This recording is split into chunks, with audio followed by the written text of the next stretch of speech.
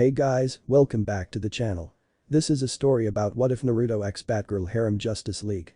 Before I start, please support for more amazing content and do consider subscribing to my channel and share this video with your friends. This is written by AZ23AJ and link in the description and support writer. Let's start the video. Chapter 1. A new dark night begins. Start. Gotham City. In the city of sin, which was having crime rising up and not going down ever since the disappearance of the Dark Knight himself, Batman. Nobody knows why, being a great mystery leads to many dead ends. Some think someone killed the bats or he retired, but those two are unlikely in some people's opinion. Others think he was chased out of the city, gave up, transformed into a living bat, and among other wild rumors. A lot of rumors and not much spot on information on what happened to the Dark Knight. To make more fearful and surprised, the clown prince of Gotham the Joker disappeared as well, and crime took a different route from other criminals. Crime lords are taking action, much more and other rogues doing their own thing, but some don't feel much of a challenge without a Batman appearing. Robin was gone, many are saying he quit and left Batman after some disagreement or something. Some were saying that the boy wonder became Nightwing and has been operating Bloodhaven, forever escaping the Dark Knight's shadow. This leads Batgirl to become Gotham's sole defender and has done a great amount of work in defending the city and cleaning up the crime and corruption, but she can't do it alone, and that would soon change as our story takes place in a diner. In one of the small diners, we see a few people coming and going, but one person was alone to himself, having a tried look in his eyes and small hits of madness leaving him but still there and kind of sad of late. Like he just lost a friend or someone killed his puppy. He wore a brown overcoat, brown hat, black gloves, yellow tan collar shirt with a black tie and blue vest over it, blue jeans, and rain boots of sorts. Then the man heard the bell ring and become surprised to see a newcomer coming into the diner and could tell he wasn't around here in Gotham, the pure soul look in his eyes. The said stranger was a young man in his late teens with sun-kissed blonde hair, ocean-color blue eyes, and 3 birthmarks on each side of his cheeks. He wore a gray-blue shirt, blue workout pants, and white running shoes. This was Naruto Uzumaki, a new person and not from around here. World in general and had been on the road since he was 13 for about 5 years now. He moved into Gotham City and had been told by a number of people to avoid this cursed city for some odd reason. Naruto was a bit nervous and didn't know where to sit as some people were looking at them. He felt a bit at ease when the said people went back to their business but not one. "Hey kid, over here," the man with a hat said, offering the blonde a seat. "Oh, thank you." Naruto thanked him as he took a seat, sitting across from this journalist from the looks of it. "Not from around here, huh?" the stranger asked, having his hat covering his face a bit. "Oh no. From Japan but mostly travel around the states and came here after hearing how the city was coming around." "Definitely past term," Naruto said, rubbing the back of his head and seeing how much Gotham wasn't like the rumors he was told about changing around, going back to its sinful ways. "Ah, indeed you are right. Back then, things were changing around and this city would be way better to live in. Now Bats is gone," the stranger said, sounding suddenly sad after laughing a bit and started to drink some of his coffee. Naruto frowned at that and was later given some coffee, drinking it and trying to enjoy the company of a stranger. "Won't be the first time." "You know Batman?" Naruto asked, a whisper to make sure no one hears him and know from traveling that not many respected those fighting crime by wearing costumes. Know him. I kind of do but now he's gone and is not the same anymore. Not the same jokes, no fun, and this city doesn't have a defender anymore. Sure Miss Red is filling in for Bats, but it's not the same," the stranger replied. I see. Miss Red?" Naruto questioned, raising an eyebrow. "Batgirl, I meant. Soon enough, she would fail in defending Gotham or die trying. This city is filled with crazy and those that have a really rotten day," the stranger commented like he know what that meant. "Sounds like you understand that," Naruto said, sensing some feeling that this strange knows that firsthand. "Yeah, but I am a new man now. I had one bad day, a really rotten one that changed my life, and I kind of saw Bats as someone to chase after. Maybe someone that understands that bad day or maybe not. I can't tell now and have been writing, it helps," the stranger informed. "That does help or maybe talking with someone," Naruto suggested. "I used to have someone I could talk with, my therapist, but I kind of blow it with her. Shame, she's was something," the stranger commented with a shrug of his shoulders. Okay," was all that Naruto could say and won't question it, best not for a good number of unknown reasons. Things were quite a bit for a good number of seconds and the blonde wondered who this stranger is. "Well, I better get going. I have some adventure time doing," the stranger smirked and paid for his coffee, leaving a few ones behind on the table. "I'm not a magic dog nor a goofy boy," Naruto thought, having a feeling what the stranger was mentioning about. "Oh, how rude of me, I never once asked you your name, did I?" the stranger asked. "Oh, my bad. Name is Naruto, Naruto Uzumaki," Naruto greeted. "Jack Napier, adventure boy," Jack greeted back with the tip of his hat and showed his features. A pair of brown eyes that have a hint of green in them and brown hair that had some green dye color on the back faded out for some reason. "By the way, Jack. Do you have an idea what happened to Batman?" Naruto asked, at least going to ask this man's theory of the Dark Knight's disappearing before they part ways. "I'm not much adventure boy, but search for one of the places in Gotham. Try outside the city, you may be lucky," Jack commented with a smirk and left, leaving some interesting hits for the blonde to discover for himself. Naruto hummed and thought and kind of saw that Jack may be onto something, but wondered what was behind their mask of Jack. He frowned and wondered about that mask, since he once had one as well. Somewhat, not fully, and has become a better more mature since the past 5 years of being in this new world. He still wonders if he would return to his homeworld and village, but some part of him tells him it won't matter much. Not many would want back as just himself but just the air and a possible weapon, nothing more, nothing less. He was free now and would keep walking on this path he found himself in Gotham. Is our blonde-haired hero willing to go down the rabbit hole? We shall see where this would go. Time skip. Wayne Manor. It seems that the journalist may or may not be onto something, Naruto wasn't sure at this moment. He had used a library and the computer to dig information on any old places in Gotham, outside the city, which there are only a few of them. An old orphanage that was in ruins during a massive earthquake that happened years ago, and the place was still there, like a scare onto the city. A few other places inside the city and the last location came up, Wayne Manor. The manor was built many years ago when Gotham was made, and the whole manor was actually personal built by the Arkham family. The big two families that are well known in Gotham's old and respectful history that Arkham built the city while Wayne helped found it and got people to come in. And there's more than Naruto discovered. It seems that the last remaining Wayne and CEO of Wayne Enterprises, Bruce Wayne, had disappeared shortly after Batman and the cover-up was on about a business meetings trip.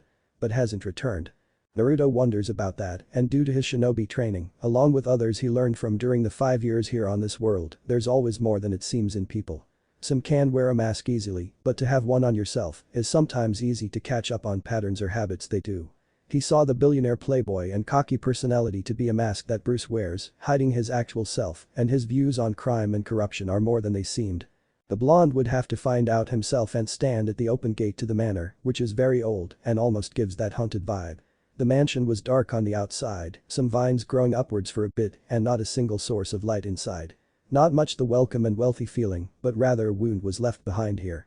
This caused the shinobi to frown and should discover the mystery and solve it. Naruto walked past the open gates and looked around if someone was still there, like on the grounds, and keeping the place from falling apart. He saw no one and kept going, moving forward towards the mansion's front door. He first pushes the main doors slowly, finding them to be unlocked and the doors slowly open with a creepy old sound.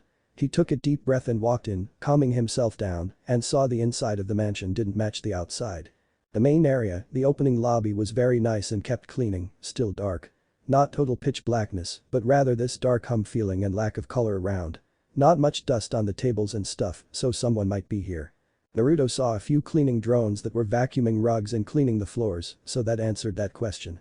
Someone was here but not anymore and couldn't hurt to look around more. Unknown to the blonde shinobi, at the front doors, above shows some kind of camera and were activated the moment the door was closed. Blue light comes up and started to scan the unknowing blonde that walked in, finding his phone, and started to send a message to him. Once the power was down, vibration came and the phone was going crazy. Naruto was confused as this area had some bad signals and shouldn't be getting not many messages. He grabbed his phone and soon saw it didn't show its screensaver or time but something different. The whole screen was black with white lines around and then words appearing that says, "Code Black." Naruto hesitated to answer this due to some rumors about spam codes or hacking, but this seems different and strange to him. That hesitation would go away when seeing the said white lines forming into a certain and familiar bat symbol on the screen, outlining the words. The blonde now had a strong idea of what was happening and had his thumb pressed lightly on the screen, unlocking the code, and a hidden message was appearing. The screen showed someone coming and taking a seat in a chair, wearing some kind of body armor, and had a worn-out bat symbol on the chest as it went through a number of battles during the night. The person was Bruce Wayne, looking very worn out and had a tired look in his eyes for some reason. "If any of you or someone that came here is getting this message, it means that I am most likely dead. Gotham is going to need a protector and that symbol to keep going. We can't trust GCPD, they don't trust us either, not since Gordon had died. It won't take long for a number of criminals to know that Batman is no longer around and Gotham is going to need its defenders now more than ever, the message kept saying and surprised the blonde greatly. Naruto had this hope that Bruce, the Batman, was alive and needed help, but no, he was truly dead. And the blonde knows the Bat was right. Gotham was going to need its protectors now more than ever, and the shinobi always had this strong desire to fight for the right thing, always against corruption, no matter where go. You are going to need a good amount of resources. The location of the cave would come after this message. There are a number of other hideouts, and some of the equipment may be outdated, but they will get the job done. I know you all would keep the city safe, the message ends, showing the location of the cave he was talking about and just so happens to be here in Wayne Manor. Knowing what he was going to do next, Naruto followed the direction on his phone showed and head toward the study. Right behind the old grandfather cloak is where the cave is located. He turned the pointing hand of the cloak to the time his phone showed him, then a click sound escaped and opened the secret door for the blonde to enter. Naruto took a deep breath and had this strong resolve to keep going down this path. Like it was his calling to do something in this world that has become his home much more than his old one, and protect this city in a far much better state than he ever could in his former village. Chapter 2. A new dark night begins, middle. Gotham. Wayne Manor Batcave. Underneath the Wayne Manor, past the grandfather cloak and downwards towards the secret that the late owner had. We can see the Batcave, the hidden base of operations, home and location that the Dark Knight used before his timely death. Now it was being used by the next one and we see him during work at the work table. Naruto wore a white workout shirt and black pants while a pair of running shoes after finishing up his workout and training routes. He also put great use of his shadow clones to study different things, train on different things, and work on the equipment to the very suit itself. He had been using the past 2 weeks to get training and familiar with the equipment before he heads on out, taking the path of becoming the symbol of fear and hope. There's a lot of weight on that symbol when the blonde first wears a suit to get the feel for it. The blonde felt a big weight being brought onto him but pushed that aside and kept working. He doesn't use his Charka abilities due to some people are not much friendly with metahumans or powers in general. He would have to be extra careful when going on patrol and mostly uses his body and mind but would use some of his powers for rare moments if push comes to shove. Naruto had the cave back online, operational, and later keep the manor going. He clean up the place, got food, and keep the outside that haunted feeling for the time being. He doesn't own the mansion or knows if anyone is coming back. So he wants to keep himself under the radar but close his chest at the same time. The blonde was almost ready and would take his first patrol, which he would start small and work his way up. He would patrol around the streets of Gotham since there are a lot of people that mug others and a number of drugs get moved between different thugs on the streets. Naruto also knows he would have to have a cover-up during the day or rare times during the night before patrols. He hasn't thought of a good idea for a cover-up quite yet, only that he would become the caretaker of Wayne Manor but needs a job and balance that double life. Of course, the school came across his mind, but that's a story for another time. Pushing that thought aside, it was time for his first patrol, and the shinobi started to head over to where his suit and equipment was located. He saw all his hard work for the past week and thanked Kami for shadow clones to speed up the learning of new equipment and training progress. He saw that his own bat suit was completed and was pleased with himself for the hard work being put into that. He would have used one of the old suits, but they don't match his body type and aren't a big time on the exterior underwear design on the costume. No thank you for the last one. But anyway, we now see Naruto taking a real good look at his suit and the weight of the symbol coming down to him now. That symbol is meant to be the symbol of fear to those that corrupted and use crime and other parts, the symbol of hope for those that are lost in the darkness. Using all of his resolves, Naruto took a deep breath and started to get change into his suit, his first night as the Dark Knight begins. Time skip. Elsewhere in Gotham, we see a bar that was owned by Roman Sionis Aka Black Mask, one of the crime lords who aims to be the godfather of all crime or the kingpin of crime. In that bar, we see the number of Black Mask's men talking among themselves and the weakness of drinking too much made them very talkable. Unknown to them, a shadow-like figure was on top of the building and a skylight glass window above the bar. The shadow figure then placed 2 fingers at the glass window and started to hear the talk between the thugs. I am telling man. Sionis must have the balls to go to war with the crime families, Penguin, Two-Face, and the clowns, one thug say, sounding very surprised at what he just heard. Black Mask wants to remove the fishes and become the top shark among the sea in Gotham. From what I have been told. The crime families, I think boss might have a chance as those old bones are losing their touch. Penguin, I got no idea how that flightless bird would fall, the head thug informed. Two-Face. As long he doesn't cross Black Mask, then the boss has no reason to rip those faces even more. And those damn clowns. The remains of Joker's gang. I have no They have no leadership ever since Joker disappeared and that crazy bitch went her own ways. This made the shadow figure hum in thought and eyes narrowed a bit, taking that information in. It seems Black Mask would most likely be the first rogue he would have to face and take down this rising criminal empire. It seems the crime familiars might take action against Black Mask, a gang war would arise. Penguin might check on that bird. Two-Face is a big unknown unless his chaos side starts gunning down the other gangs or his order side does it to balance, unknown for now. The clowns are a rogue element and don't have leaders to lead them on the right path as agents of chaos like Clown Prince of Chaos was. The shadow figure rose up from his knee position, showing the top of his head had two pointed ears and was covered in some kind of cloak. This was just the beginning of a new Dark Knight coming forward. Chapter 3. A new Dark Knight begins, Finn. We see the members of the Black Mask gang moving towards the docks to pick up a new shipment of drugs and guns that their boss ordered. They had to move the shipment in a quick moment of time, as even with some GCPD on the peril of Black Mask, they still had to move out before any other gangs become aware of this operation.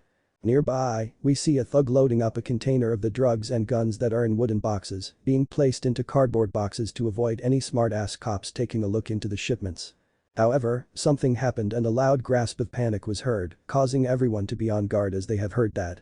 Two guards saw the thug that was loading up had disappeared. Jack. One of the guards asked, getting louder as the pair forward to the container and found nothing.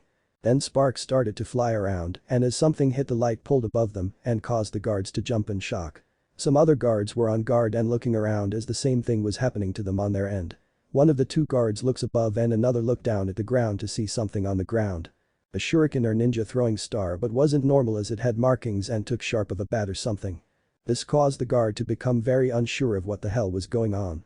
"Hey Mark, check this," the guard said, going to show his friend the shuriken, but we see Mark being frozen in pure fear of what he saw above him and his friend. "Mark?"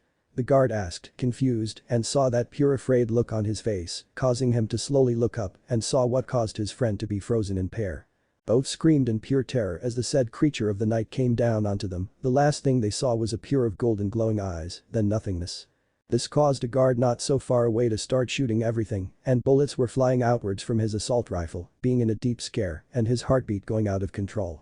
He wasn't thinking straight and losing his cool as he kept loading his gun, shooting up any places that were covered in darkness, backing up into a corner. "Where are you?" the guard shouted in pure fear and panic, not knowing the said person was closer than he thinks. Ire whispered in the darkness, right behind the guard, and soon screamed as he saw the hazel eyes before being covered in darkness. Nearby, 4 guards have been hearing screaming of pure fear and terror, causing them to shake uncontrollably and not understand what the hell was going on. All of them were thinking about getting the hell out of here. Then all of a sudden, a beeping noise was heard and soon enough a loud bang went off, flashbangs causing their ears to ring out of control and eyes to lose focus, then a smoke bomb went off, covering the guards in a cloud of smoke. Only the sounds of grunting, groaning, or bones being snapped were all that can be heard. The head of operations is a mature man. He wore a pure black suit and a somewhat skull-like mask covering his head. He heard what was going on and needed to get the haluva dodge. He ran back to his truck and got into the back seat, shutting the door and locking it. "Come on, let's go," he ordered to his driver, but so became surprised and froze for a second when seeing his driver was gone and keys as well. "Fuck," the skull-masked man cursed before getting a shotgun out and started loading the shells in while hearing something was going outside. Like something or someone was moving around the truck, he didn't see a pointed shadow figure or the golden eyes watching him from above the truck's glass window roof. "What the hell are you?" he asked her demeaned out loud until a clawed hand came crashing down and grabbed the masked man upwards to come face to face with his question. The said person was a man, wearing a pure black bodysuit that hugged his figure perfectly, showing many armor pieces covering the vital areas of it, like his chest, legs, back, shoulders, and also his arms, having claws on each one of his fingers, along with advanced bracelets that also showed to have 3 black blades on the forearm. A piece of black cloth is seen to cover the front side of his waist and lower side, with a long, shredded cape being seen tied around his neck. Falling behind him and giving the air of bat wings to the world, dark hood covering his head which looked like it belonged to the Grim Reaper itself, and also a metallic mask over his face, with a pair of hazel golden glowing eyes that shine through the darkness of the hood. A pair of pointy sharp bat-like ears are seen keeping the hood up a little. "I'm Batman," the new Dark Knight said, his voice sounding like a shadow, like a wraith or Grim Reaper. The skull-masked man was purely scared. Then his own mask was ripped off his head and then got a headbutt, being knocked out by the new Batman. Batman then knifed a homeless man just 5 feet away by an oil-lit fire barrier and keep himself warm but stopped his action as he saw what he thought was a ghost. The hooded bat tilted his head and saw the guy got a good coat on him, good style. "Nice coat," Batman commented before taking off with his grapple hook, which to the homeless man it looked like he took off with the thug into the darkness. "Thanks," was the only thing the homeless man could say. Time skip. The next day came and the newspaper, all the companies were showing the same news on the front pages. The front pages were showing pictures of members of Black Mask's gang being cuffed and beaten, hanging from pipes above their heads. The leader of that operation was placed on a large flashlight that is used to help boats know where they are going, but he pined down and spread outwards. His shadow took the shape of an actual bat, shining through the night sky and surprising many. Many people of Gotham were shocked beyond words and also confused. Some not believed this, some believed that this might be the real Batman trying something new, or maybe Batgirl. Some kept pointing out it was something new as only one picture that someone took just 10 miles away from the crime screen. The picture showed a hooded figure with pointed ears and eyes glowing in the darkness. We then see a certain Reed grabbing the newspaper and seeing this big news, being in total surprise, and also going to seek answers which had to start in one place. The very home of the Dark Knight and get her answers. Chapter 4. The Cold Empress and surprises keep on coming. Iceberg Lounge. Within Gotham City, one of the clubs that was open for almost 24 hours but is super busy during the night in perfect cover-up to gain much information and deep intel from gangs and crime lords.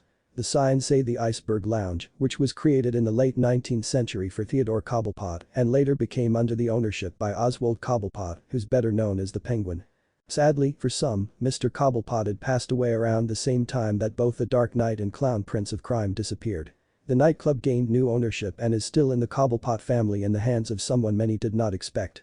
The unexpected then took over the whole operation and the Iceberg Lounge's business is at a new height now. Many call this mystery leader the next Penguin but for sure, many have called her the Cold Empress. In the business office, the windows were purely blacked out, not allowing the people down below to see the Empress watching them. The office was pure black and blue in color, while the chair was a pure ice-themed throne, fitting for an empress. The said empress was a tall young woman with an aura of coldness and superiority, her figure was that of a mature businesswoman and some athletic build. She had black hair that was a bit long and wild but sharp just as her white-gray eyes filled with coldness. Around her eyes were black eyeshadow and pure black lipsticks to match her coldness. Her attire was that of a pure black businesswoman suit, gray undershirt, black overcoat, black heels, and a black umbrella that acts like a cane and a hidden weapon for the empress to use against her enemies. And always had a smoke pipe on standby, not smoking unless she wants to. She did have a large top hat, but mostly wears it in public and has it on the said table for now. This was Anastasia Colbert, the secret daughter of the Penguin, but took over the operations after her father died as her own and made sure her half-siblings don't get a single touch of the Penguin criminal empire. Of course, Anastasia runs her criminal empire under the table in deep secret while just being a pure businesswoman and owning the nightclub. She also has other connections with other clubs and among other things. Now she was currently in a meeting with someone from the Falcone family. Then two people enter the office, cutting the meeting and deal short, their attention on the pair that walked who just so happens to be the Cold Empress's secretary's high officers. The first was a very attractive black woman who had black hair and a ponytail and brown eyes. She also had black glasses and red lipstick on her kissable lips. She wore a black pinstripe dress with a white belt, a bracelet on each arm, a gold necklace, and black heels. The second was a very attractive woman who had a curvaceous appearance that was enhanced by her white cocktail dress. She was Caucasian with short blonde hair and brown eyes, while having 2 bracelets and a necklace that hinged over her bust. She had her cocktail dress, but also had fishnet stockings and heels. They are Candy and Tracy, who both were holding some files and newspapers, meaning some news got onto their tables and needs the Empress's attention. "Oh, hello there babes. How about we share a drink?" and the member of the Falcone said, flirting with the two, but was soon shot and fell down onto the floor by the impact of the bullet hitting his shoulder. We see Anastasia had been the one to shoot the Falcone with her umbrella rifle and showed a cold expression on her face. The secretaries were not surprised by this and kind of saw it coming. "They are not for sale. Not even for exposure," Anastasia said, aiming her umbrella rifle, shooting the idiot in the head, ending the fool before her, and her cold nature matches with her ruthlessness. The black-haired businesswoman then moved to her desk, pushing a button and calling a cleanup. "Lark, Lunar, Jay, I need a cleanup in my office. Have the boys take the fool for my pets, it's lunchtime for them," Anastasia ordered, putting her umbrella to the side. First, 2 street thugs wore bussina suits and carried the fool's body out to be fed to the fishes, the sharks. Then 3 waitresses came who are the cold empress's bodyguards and clean up the bloody mess, took a bow to their empress, and left closing the door behind them. Anastasia sighed as she then decided to light her pipe up and smoke a bit, relaxing a bit and taking the stress off her shoulders. "Andy Tracy, you both better have some good news than that fool from Falcone," Anastasia said, having her attention on her secretaries. "Yes we do, madam," Candy started, taking a picture out of the file and showing to be the very picture of today's front newspapers, the picture of a hooded bat of some kind. Now, this captured Anastasia's attention highly and took a picture. "Batman?" Anastasia questioned. "Pretty much a new one. This gator took down a good amount of Black Mask's operation at the docks and harbors," Tracy replied. "You sure it's a new one? Not Batman trying something new?" Anastasia asked, wanting to be sure as she can have a pretty good guess that this bat was new, but better safe than sorry. "I check madam. This one is most likely a new and a pretty intriguing one at that," Candy said with a wink as she lowered her glasses a bit. You don't say," Anastasia said, something she could agree with as not many have the guts to put fight against Black Mask and his whole operation. Anastasia smirked, being highly interested in the hunt between herself as the Penguin Queen and this new bat. Very interested indeed. "I'm Skip. Wayne Manor." We see the front gates of Wayne Manor being opened by a certain Redeed who was here for answers.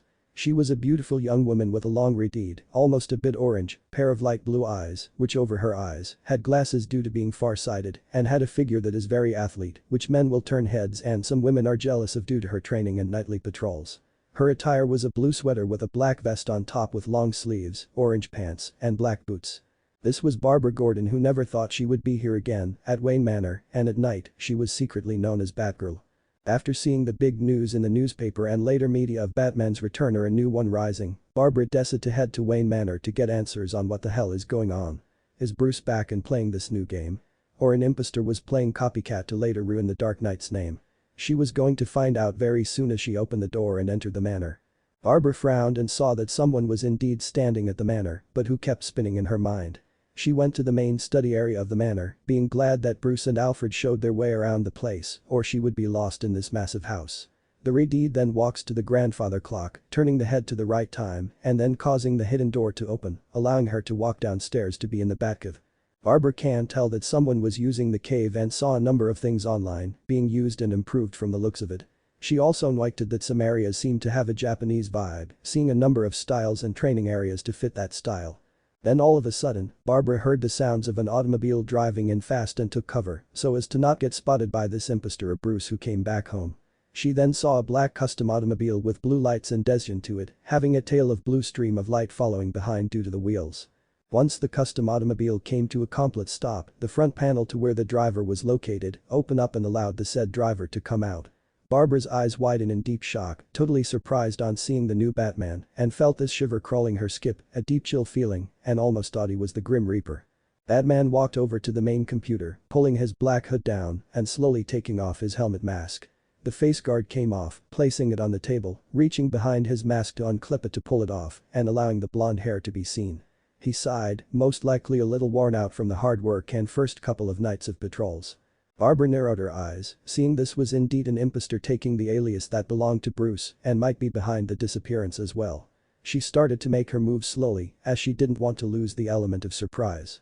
But Naruto, he typed a few things while having the code black file on standby, always close by for some reminder of sorts and deep in thought, not noticing that someone was in the cave and his guard was down due to being home.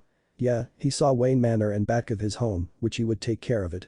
It seems Roman Sionist Black Mask is taking more dangerous moves ever since I have been hammering his operations around the harborages and some parts on the streets down.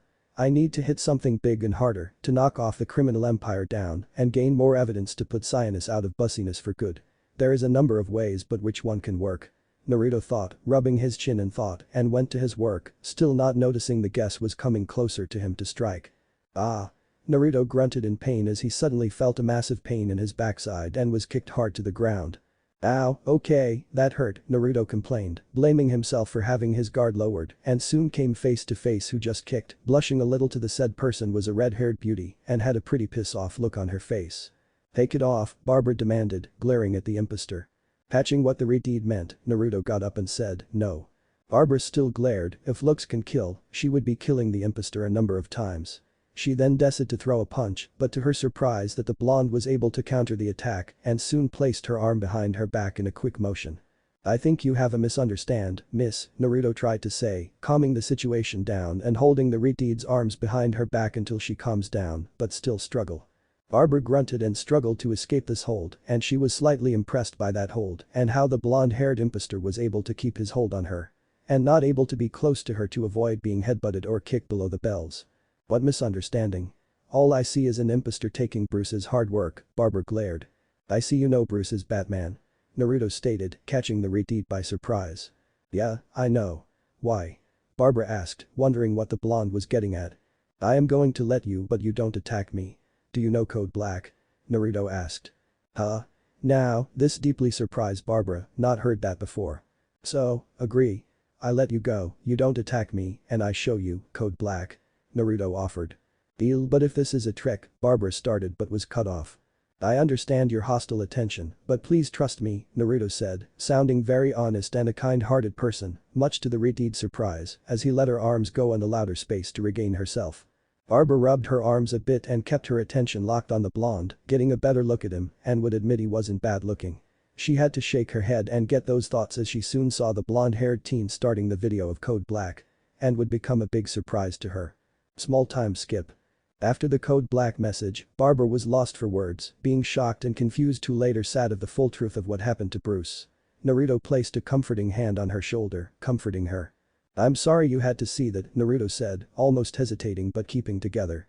"I should be saying sorry to you about earlier," Barbara said, apologizing for striking at someone who wasn't in the wrong. "It wasn't your fault, a misunderstanding, and the message wasn't sent out to you or Robin," Naruto said, understanding the retard's anger and misunderstanding. "From a Robin. I don't have an idea what Dick has become, but hearing rumors of him leaving Jump City and cutting all ties he has with his friends of late," Barbara pointed out. "I won't be surprised to get a visit from him in the near future," Naruto commented. "Yes, so what are you going to do now?" Barbara asked, wondering what the young man's plan was. "Still do what I have been doing for the past couple of days. Gotham would always need a guardian or two," Naruto answered. Barbara was a bit surprised by that and clearly saw that Naruto wanted to do this like it was his calling and something he could do for people. And she made her mind up. "Do you still want support?" Barbara asked. This surprised Naruto and waited for an explanation. "I know the first meeting wasn't good, but I want to support and help you. If you are going to be Batman, then you're going to need a lot of help. Bruce had made a lot of enemies and you would put a large bullseye on your back when putting on the cape and cowl. So I think you could use my help," Barbara said, having her mind made up and was going to help this new bat out as much as she can. "I would like that, Barbara," Naruto said, being glad to hear that. "Good. Welcome to this world, Naruto," Barbara said as this was a start of a new and maybe beautiful friendship to grow. The new Dark Knight has gotten help and support from Batgirl. We shall see what the pair would face next. Chapter 5. The Kingpin Black Mask. At paid emphatic. Cyanus Industries. Within a tall and well-built company, Cyanus Industries helps in creating and founding a number of parties to special muscle for said parties, being upfront for one of Gotham's most rising crime lords. And this one just so happens to be the rising kingpin or godfather of crime. We see the man himself, who is a tall man wearing a dress suit, having the top as a white jacket with a golden desian, a grey-black undershirt with a red tie, black gloves, black pants with dress shoes, and a white cape with black fur around his shoulders that is connected to the said cape. The last piece of his attire, which is tied to his namesake, an actual black mask that took the shape of a human skull with some golden desian on the sides of the said skull and red eyes that can burn the person's very soul. This was Roman Cyanus, the Black Mask, and soon aimed to rule all of Gotham's underworld from big-time arms dealing to drugs. Black Mask has reached new heights and taken over a great large amount of the criminal underworld, forming an empire. Currently, he was on the phone with someone, talking about bussiness, and completely unaware of the bad news that would his desk very soon. "Of course, my men shall be able to leave Africa very soon and towards the place you assigned them in South America. No. I promised Miss Minerva that my men would get the job or otherwise I going to take their eyes and balls off personally." Yeah, no, I won't do that. Not a bad fan of cats to be honest. "Well, understand, I would have that item you requested." "A day, Miss Minerva," Black Mask said, hanging up the phone and soon saw his personal assistant that handles all of his operations during the day, the figurehead for the company, and helps make sure the criminal empire is run smoothly. The said assistant was a young Asian woman with black hair and a ponytail, brown eyes with a pair of glasses over them, a golden necklace around her neck, and light lipstick. She wore a grey bussiness woman's suit with a white undershirt, grey skirt, and black heels. She always carries a tablet clipboard that has all information and data of the next Kingpin's work. This was Ms. Lee, the assistant of Black Mask. I said I wasn't to be bothered, Lee, Black Mask reminded his assistant as he got up from his desk and looked at the large glass windows to see some parts of the city before his eyes, a city that would be his for the taking. I know, sir. However, a problem has come on your desk, Lee informed. Problem? If you mean harbor operation being burst. Send the usual, cops pay for, threaten their families or loved ones to the dogs. And take their eyes out if the message doesn't come out, Black Mask said, not knowing the full information of his operations at the docks being shut down all of a sudden. No sir. It's not the cops. It's rather someone else, Lee said as she brought out a newspaper and showed the front page to her boss, who glared deeply at the photo of his new bat. Wanna tell me what the hell is this? Black Mask asked her rather demanded, sounding a bit angry. Batman. Old or new, we are not sure, sir, Lee explained. I don't care if this Batman has returned from the grave or some kid of his. I want him dead, take care of it, Black Mask ordered, in a simple and more calm tone than his other death orders. Lee nodded her head, putting it down on the tablet, and said, we also have removed Dr. Crane after the safe house was discovered. Better to have that walking pile of sticks inside a version than trusting idiots to watch him. Have my schedule clear tonight, I'm going to pay the good doctor a visit, Black Mask said, fixing his tie and cracking his neck a bit, knowing he would get a good workout and fun on torturing the fallen master of fear in very creative torture methods. I'm skip lower area of Sinus Industries. Down below the company and a secret basement which was basically a torture chamber where Black Mask's enemies suffered in number of creative tortures. We then see what looks like the weak version of the master of fear himself, Scarecrow all chained him and his life went through a liter hell. Scarecrow was captured during the initial chaos when all the rogues were emboldened by Batman's disappearance. Black Mask had captured the bag of sticks and wanted to have all of his fear-based technology for himself. Scarecrow denied it but was brutally interrogated for all of the locations of his lab research. He knew he was going to die and wasn't afraid of death but rather being nothing and becoming this weakened state that he once was. One day his work and fear would be inspired someone to rise. Have you heard that a new Batman had been sighted? One of the guards asked. This got Scarecrow's attention and titled his head a bit, keeping the appearance of being asleep. Nah, man. Really? I thought it was Batman that came back. The other guard replied. No man. It's a new guy. Some of my friends were during some heist before being captured by this new Batman and Batgirl, hanging upside down within the building of the bank, the guard explained. Damn, I feel sorry for those poor bastards. Better in here, right? He joked. Haha, yeah. It's better to watch over Scarecrow here than do some work. I like to keep my bones together, the guard said, not wanting to leave the safety of the building to face this new Batman, knowing some bad stories of broken bones and bloodied faces. You can say that again, his friend agreed. This caused Scarecrow to wonder a few things and had an idea in mind to push Black Mask to the edge and one day end his suffering. Either freedom of escape or death, it doesn't matter. He wasn't afraid of death but scared yes, and soon the new Kingpin would be too. Chapter 6. New friends, enemies, and challenges are coming. Wayne Manor. A week has gone by, in the manor, we see some lights on in the said manor and some living around, but still gives that haunted feeling and is not as bad as it was early.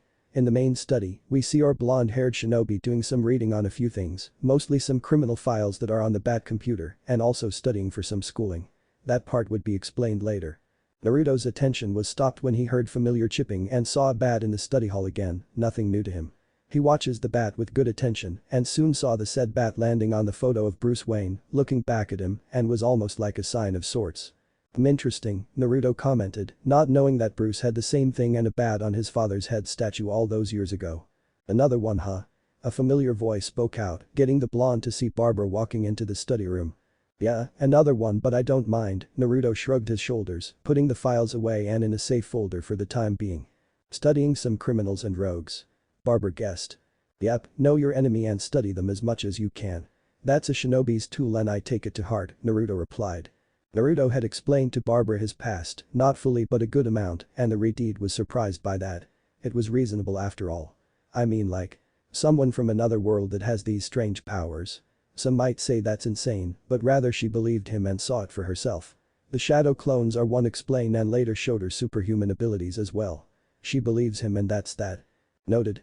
You are having a few shadow clones finishing up or studying your schoolwork. Barbara smirked while crossing her arms. Both really? I still can't believe you had me attending the same university as you, Naruto said with a groan about how much he lost that argument, best to not fight with a lady. Hey. You need schooling to get some people off your trail. Who expects a university student that spends his night on rooftops and beating down criminals with his bare hands? Barbara stated, knowing she got the blonde on that one. Yeah, and who expects someone wearing glasses to be Batgirl, Naruto joked. Touchy and I have my cowl has lenses to help me see things close up, Barbara pointed out. I know, Naruto waved. Yes, Naruto attends the same university as Barbara and both share the same classes. Such as chemistry, robotics, law and order, and crime studies. They have become very helpful and now it was time for school. Time skip. Gotham University. After morning classes were done and lucky the rest of the class, we see the pair heading out for some coffee and would need it for tonight's party.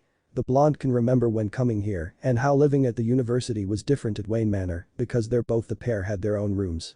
When coming to the university, after applying both Naruto and Barbara end up sharing a dorm. Due to them being co-ed and being large enough to house them while giving the pair a decent amount of privacy. Naruto and Barbara were walking together to go get some coffee before heading back to Wayne Manor due to them leaving their equipment and suits at the cave. Naruto yawned a bit, getting Barbara's attention. Trouble sleeping? Barbara asked. Not really. Some nights are easy, but the mornings are hard and lead to schooling, Naruto replied. True, lucky we both have online classes for the next couple of days and have already finished all of our assignments, Barbara informed, and the blonde uses his shadow clones on that. A bit of cheating but it works out. Indeed, Naruto agreed. Excuse me? A female voice said, getting the pair's attention as it was meant for them, since no one else was in the hallway towards the coffee shop. The said person was an attractive and fairly tall young woman, about the same age as them with fair skin. She had long black hair and upturned red color eyes. She had her hair into two parts and crosses it over her head, securing it with a headband and forming two thick locks of hair that reached below her chest. Her attire was a backless red off-shoulder sweater with black tights, a red skirt, and brown-heeled ankle boots. A wide headband and a pair of dangling gold earrings in the shape of small spikes. She also had a black coat by her side, not needing it now due to the heat of the sun. Naruto and Barbara don't remember seeing this black-haired teen before. Yes? Naruto asked. Oh sorry. I am new to the university and was wondering if you two can show me around the school, the new student said, being reasonable, and showed her school bag to prove that she was a student there. Oh? I don't see why not. How about you join us for some coffee and we can show you around after? Naruto offered. Of course, I hope you don't mind me getting some black tea, the black-haired beauty said, knowing that some Americans don't like it when in line when she orders her black tea and details the said tea. Of course, not. Miss. Naruto said while looking for a name tag on the school bag. Julia, please. Miss makes me feel old and that belongs to my grandmother, Julia explained with a smile on her face. I see. Well, follow us, the coffee shop is just up ahead, Barbara said as the trio head to the coffee shop for some coffee and tea to enjoy. Unknown to the pair as they talk with a new student, Julia was studying them and reading their body language every time they talk and get to know around the school. She saw that the blonde had this ninja built to him and mystery around him. She then saw the read was easy to read, a former fangirl not proving herself and being better, well smart and brawler at most. But both are hiding the same thing, a double life, and this Thorn would discover that. Meanwhile, at an unknown location, somewhere in Gotham, was hard to tell really as we see some kind of safe house. The only source of light was by this wallboard, showing different colors of strings going from one side to another. Most pictures showed different criminals such as Black Mask, Falcone, Two-Face, and so on going to one source that says crime lords on the wall. The rise of the new Penguin and her connections rising to her at her club. And many others as well, which was hard to see as they were above or off the side, where no source of light was located. The certain was a picture of the new Batman that the newspaper only has. So we have a deal. I want you to either bring me this new Batman dead or alive, which the pay is the same way. But bring him to me alive but make him suffer, I double whatever how much you want, a certain male spoke on the speakerphone, being Black Mask himself. Es un trato, senor. Pero tengo mis propios planes para este nuevo Batman. Pero no envies más asesinos o te romper la espalda, a voice said, speaking Spanish to the kingpin of crime. Fucking speak English, Black Mask snapped.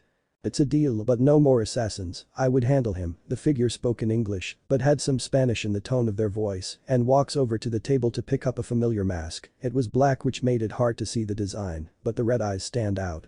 The new Dark Knight would face new challenges and are coming him. Chapter 7. Calm before the storm. The information, start. Night came by fast for Gotham, which is the city is starting to turn around but a lot of work needs to be done. We see Batman himself watching the city down below with his hazel golden eyes from a high building. His eyes glow a bit in the shadows. His long shredded cape follows the wind a bit and soon walks backward to think over a few things while waiting for his friend Partner to join him. The lot has changed for almost a full month of taking the cape and cowl, there's a big weight indeed, but also a target on my back now. Barbara and I have to keep pushing, stop this rise of building a criminal empire, and bring Black Mask down, Batman thought, knowing that going up against the kingpin of crime won't be easy, but they must and changes are coming. Better or worse, we will see. Soon enough, Batman was not alone and saw his friend Partner joining him, stepping out of the shadows and full view for the new Bat to see.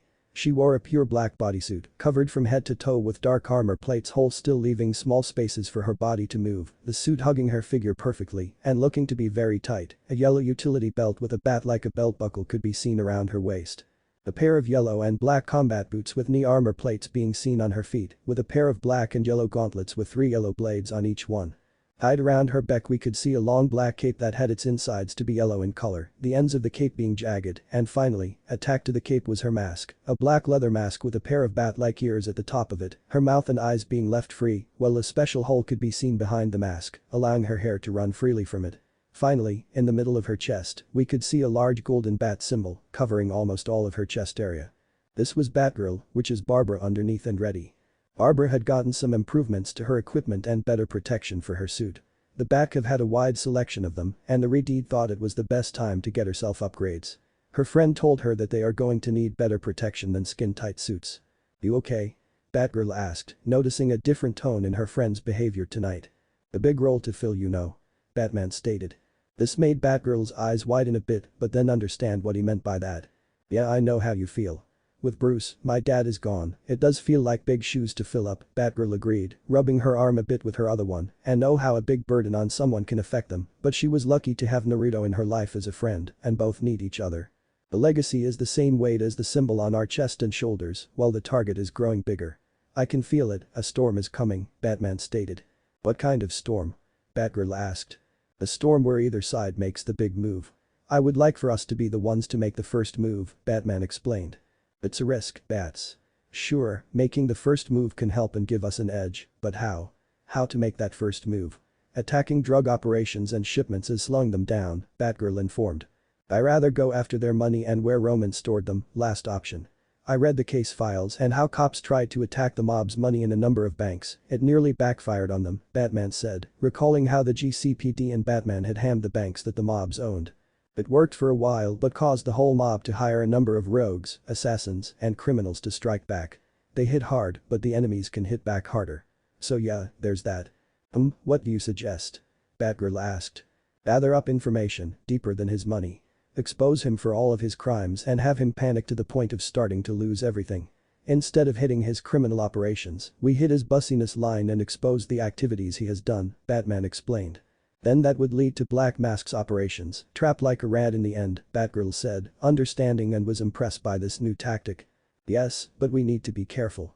If you trap an animal in a cage, it can be angry and unleash its wrath. Black Mask is most likely to unleash a full gang war onto Gotham if the bussiness lineup is exposed and the criminal operations wide up," Batman said, seeing that his tactic can work but in the end could lead to Kingpin unleashing his wrath onto Gotham, Batgirl, and himself. Best to be on guard and take careful steps to avoid that. A gang war was going to happen, it was logical, but the new Dark Knight would make sure less innocent blood is on the streets." "What's the plan?" Batgirl asked, knowing their patrol tonight might be a bit long. "We will separate, cover more ground and meet back here when we gathered the information we need to expose Roman's business and criminal empire open to be taken down," Batman replied. "Good idea," Batgirl nodded, seeing the logic in that, and back then, Bruce would just go separated for no reason than to work alone, which she mainly did her solo patrol, but changed when Naruto came up and needed her help, which he was helping Barbara as well. "I would head to some clubs that might have a better knowledge of Roman's business. You should check out the GCPD database and files on Roman or Black Mask the police are overlooking," Batman explained, being reasonable and spot on. "It is because I happen to be a daughter of a cop and used to the whole police building," Batgirl teased, raising an eyebrow. "Half, but also you are better with computers than me," Batman pointed out as he walks to the edge of the rooftop and his friend join him. "Point and be careful," Batgirl said, being concerned for her friend but understanding he would be fine and would call her for backup. "As you Wells," Batman said, being concerned as well for his friend, but the pair know what they have to do and got work to do tonight. The two bats nodded their head and took off on their patrol's small mission of gathering evidence on exposing Roman or Black Mask to start losing control of his business line and have no more chance of moving his criminal empire. With Batman, we see the new Dark Knight heading to one club that has a high possibility and information on every crime in Gotham. He had heard rumors about the new owner of the Iceberg Club running very successfully and also has deep feathers of a number of crimes. Running, supplying, or spying on it. It was hard to say, but maybe one of them or all of the above. The new Bat was going to pay a visit to the new bird at her nest. Lucky for the Bat, the club wasn't so far away from him and landed on the said roof of the club, looking down from a skylight but being careful to not be seen. His shadow can alert them that he was here and need to have the element of surprise on his side. Batman then lightly put his right hand on the glass window, having a special sonar sensor activated and allowed the earpiece within his cowl to hear any meetings that he can pick up. He found not much worth listening to, as most the talk of those two drunk or stupid and others gambling to pass the time. He shook his head and kept searching as he need to be sure if the bird was in before going to get the said bird's attention. The new Dark Knight could only guess that someone might know where this cold empress is being held up, or he gets her attention onto him by making an entrance. He removed his right hand from the glass window and backed away to get enough space before making his entrance into the club. Down below, people were unaware that they were going to have a guest crashing in very soon. Some of the bodyguards at the skylight window soon saw the light was going dark all of a sudden and were surprised. The shadow soon took the shape of a familiar bat shape, causing the two bodyguards to grasp in shock when they looked to see who was crashing down onto them hard. Batman had gilled downwards against the glass window and right onto the bodyguards, smashing them hard into the ground with his hands gripping onto their faces and soon picking one to throw into three other guards that were caught off guard. That shock and someone being thrown at them caused them to fall onto the floor hard. "Where's the Penguin?" Batman demanded, his voice dark and almost like a grim reaper had come to collect their souls. Some of the bird's men ran for their lives and others charged at the hooded bat with their knives drawn, since they don't have guns by the club's rules to keep legit business. They were no match for the trained shinobi bat who used counterattacks by breaking their arms or disarming them of their weapons to give them a painful beatdown. One of them would tell him where he can find their boss. One of the guards tried to attack the new bat from behind, key try as he was then back fist to the face, being knocked out and falling onto his back with a broken nose. Two guards brought their pistols, but they were knocked out of their hands by a single and well-aimed batarang which caused them to grunt and soon got tackled by the new Dark Knight. They stand no chance and were easily beaten, knocked out hard by the hooded bat. One guard grunted in pain and tried to reach for the fallen gun with his hand but groaned in pain as that said hand was stepped on by the bat. Batman then brought the said guard up to face and become very scared of looking into those hazel eyes. "Where's the Penguin?" Batman demanded, not going to ask again. "I swear to God. I don't know where the boss is. Please let me go." The guard begged, feeling the grip tighter and throat slowly to be crushed by the strength of the said. "I can make sure you don't ever talk again or you tell me where your boss is," Batman said, giving the thug a chance, and the threat was clear. "I have no idea, I am being honest. She comes in and out of the club and half of us don't know if she's in," the guard explained, being a half lie and causing the bat to narrow his eyes on him. Batman dropped the thug onto the ground before gripping the wrist of the guard and pulling it hard, snapping it into two. The guard screamed in pain and held his hand in pain, but the other was grabbed and would be given the same treatment. "Unless you want another one to be broken into two, you tell where your boss is. Or I start breaking every bone in your body," Batman threatened, giving this guard one last chance to tell him. However, and before the guard could reveal anything or even speak, the sound of clapping was heard and got the new Dark Knight's attention to see who was clapping their hands. And there she was, the cold empress herself walking down the flight of ice-themed stairs to the down level and greeting the new bat herself. "Well done, but it seems my disappointment with my men's abilities is without limits. I expected more from them," Anastasia stated with a cold glare at those that failed her, and all of them know she would get them for their failures. The cold empress can't see past a few mistakes, but a full-blown failing her. There are limits to that, but not to how creative she can be in making an example of those that failed her. "However, I am very pleased by your performance, Batman. I haven't been entertained for so long," Anastasia said with a small smile forming up. "I didn't come here to entertain," Batman stated, letting the guard go, not before giving him a good hard kick to the face to knock him out. "Pity, but you have entertained me. How about we talk at my personal office?" Anastasia offered, inviting the new Dark Knight for a meeting between them, pointing at the flight of stairs that lead to her office for a private talk. Batman hummed and thought and saw different outcomes of this, but doesn't have much information on the cold empress. He has little choice and needed to talk with her to gain the intel to be used against Black Mask. The enemy of an enemy is my friend, not sure about this time between the bat and bird, but we shall see soon. Meanwhile at the GCPD. With Batgirl. We see the red-deeded bat doing her work, hacking into the GCDP and their database, not her first time, and had a feeling she would have to set up a remote system in order to gain any future information to the Batcave then during the upfront. Batgirl also felt a little odd about being in the police station where she spent most of her childhood with her dad and how much the old man didn't want his daughter to become a police officer.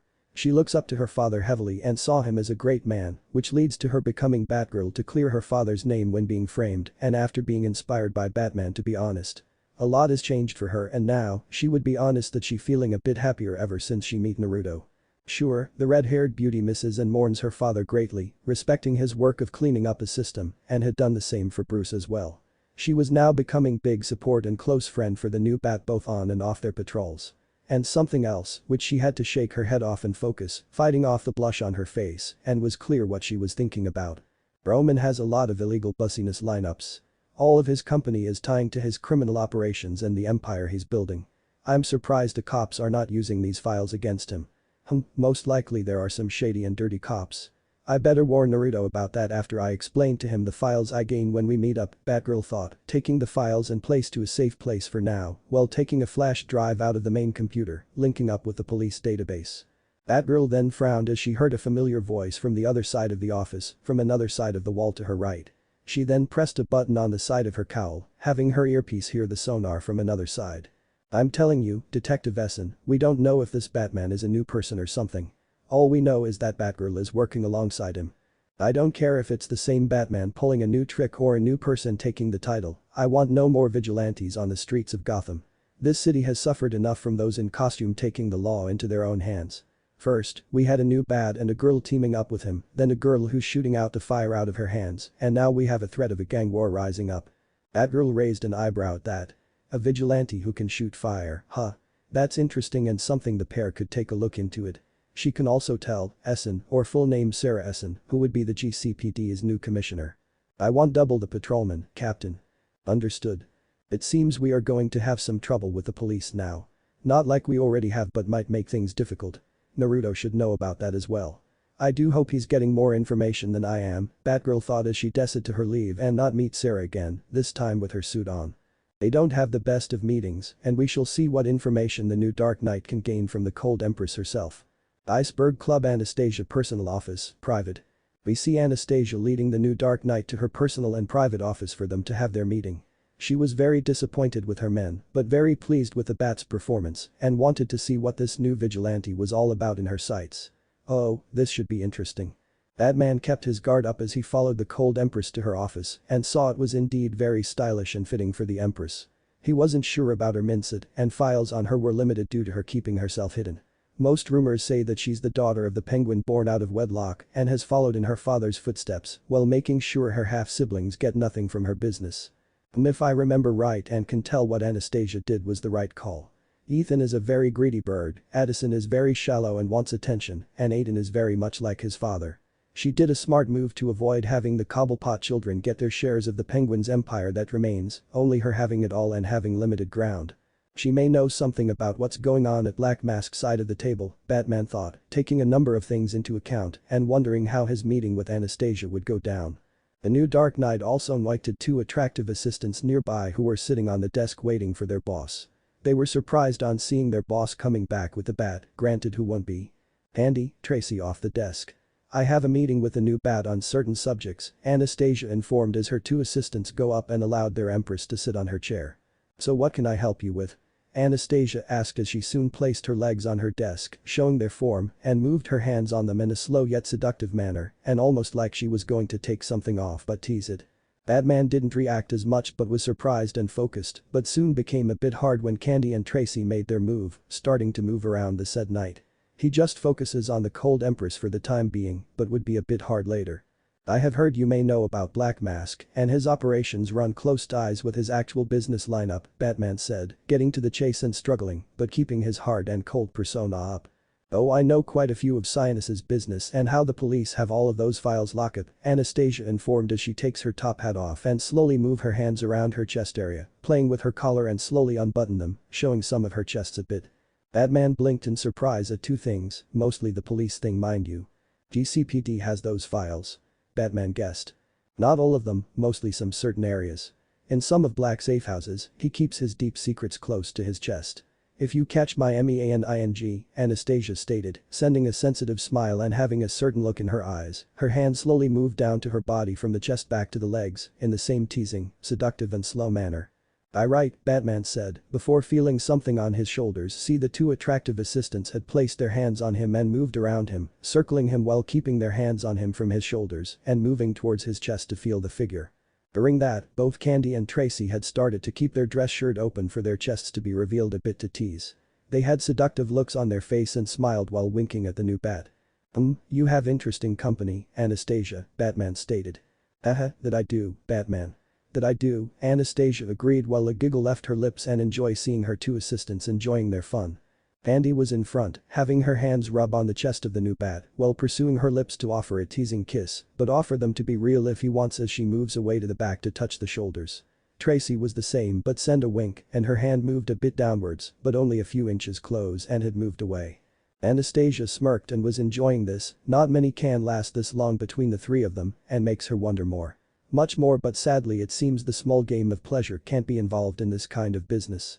Down to business here, Anastasia said as she brought up a folder in her hands to get the Bat's attention. This should have a number of locations of Black Mask's safe house, along with some dirty secrets he doesn't like people knowing about, money he likes to store up, clubs he loves to hang out, and the works, Anastasia explained. Batman walked past Candy and Tracy, much to their disappointment, but sadly business before pleasure and fun. He got the folder and saw that the Cold Empress was right, a lot of information was there. Just to let you, Batman. Depending on our future meetings, win or lose, there's always something to gain, Anastasia explained, sending a wink at the Bat.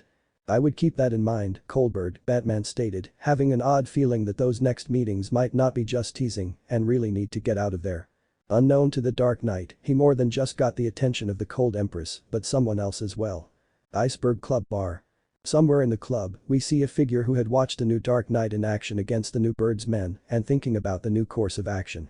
The figure was a mature woman with a single-piece black bodysuit covering everything except her arms and legs, with silver lines on it, her face is covered by a mask that was part of the suit, with her mouth being left free and her long, black wavy hair being let free through an opening in the mask's behind. A pair of jagged red visors also covering her eyes. We could also see that she wore armored boots for her legs, showing her muscles, as well as fingerless gloves with white bandages around her wrists on her hands, a long brown furred jacket as seen to complete her attire, her figure showing large and yet slim muscles, showing her power and agility. This was Vengeance, following the legacy of Bane. Vengeance had been following the new Bat ever since she was hired by Black Mask to either bring the Bat to him alive or dead. The money wasn't her thing, but rather facing a challenge and meeting the very Bat that is certain broke those years ago. You were right, father. When seeing a true challenge, your blood boils with excitement and enjoyment on facing that true challenge.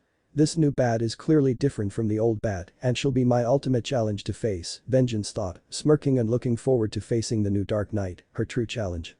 The masked woman then finished her drink in one go and sighed as she began to take her to leave. Hey. You better pay for that. One of the Bird's goons shouted as he and his friends blocked the muscle woman from leaving. Vengeance just cracked her neck and fists. Without anyone to see due to them being busy and party or drinking, the three men soon dropped onto the floor with one punch into his chest. One thug had his whole head twisted to see behind him and the other broken in half from being kneed in the back. All within 3 seconds, not someone to mess around with. A storm was coming and much more was. Meanwhile, Snowy Cone's ice cream factory. At an old ice cream factory that hasn't been used for years but has been running on a stable level of late due to who's using it as their base of operations.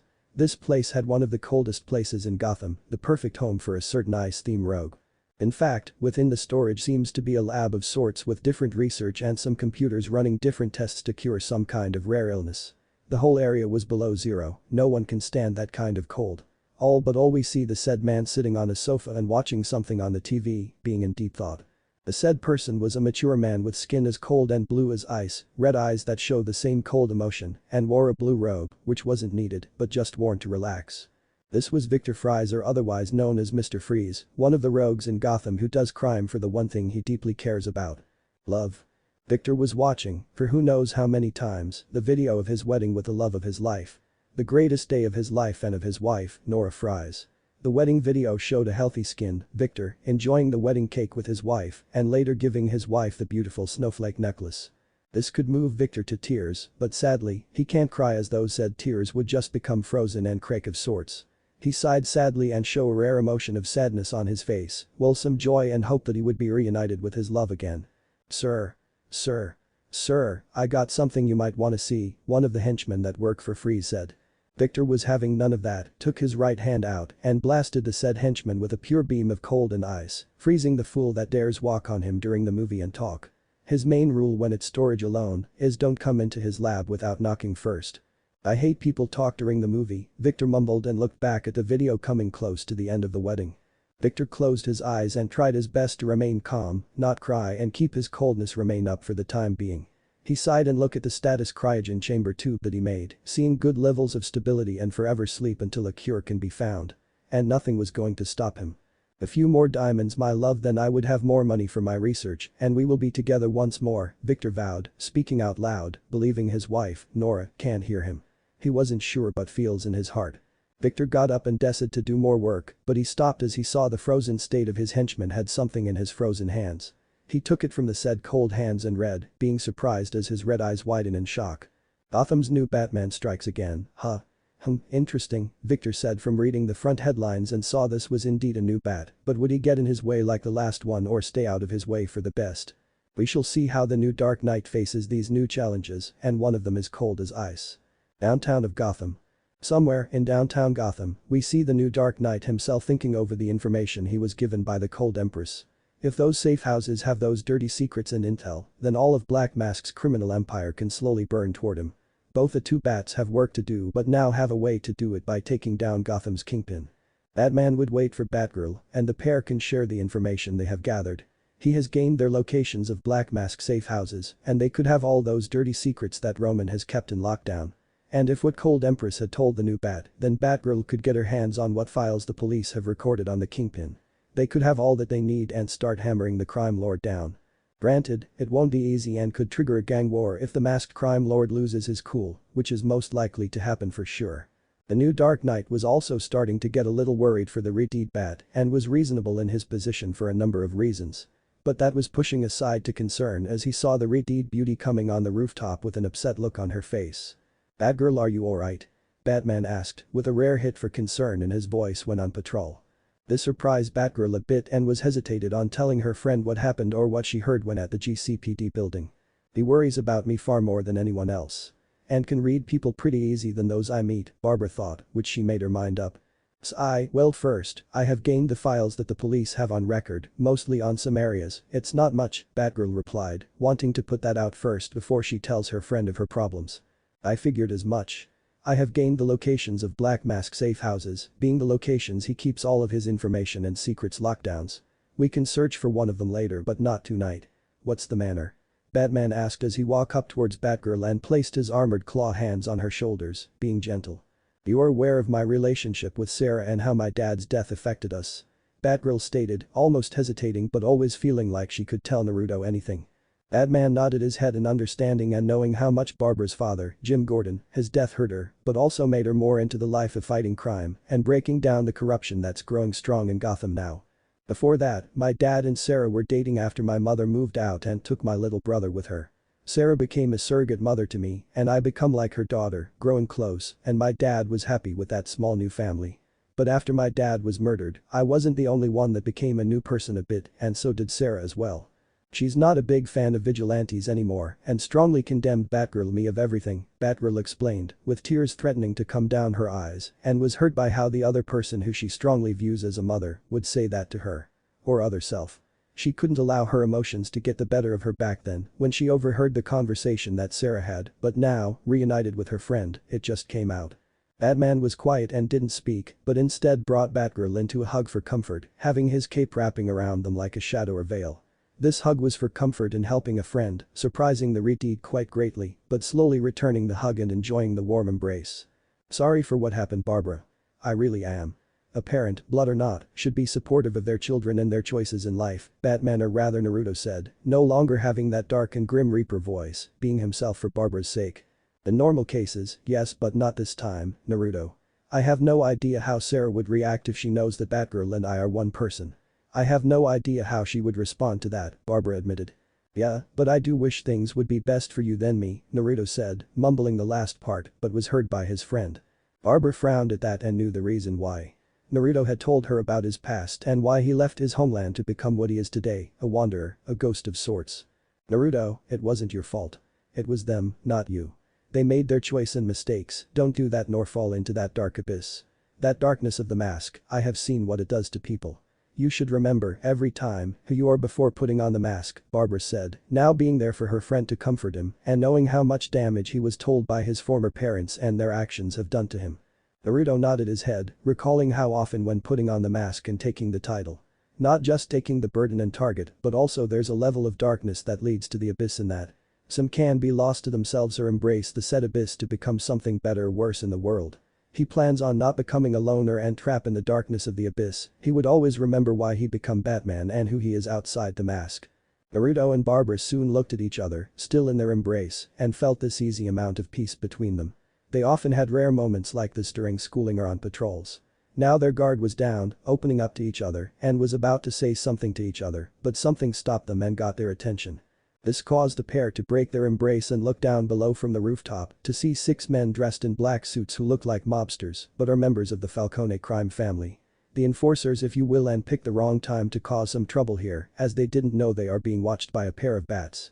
Then one of the mobsters soon saw 2 shadows covering his whole body, being blackened, and soon look up to see 2 massive shadow-like bats coming towards him.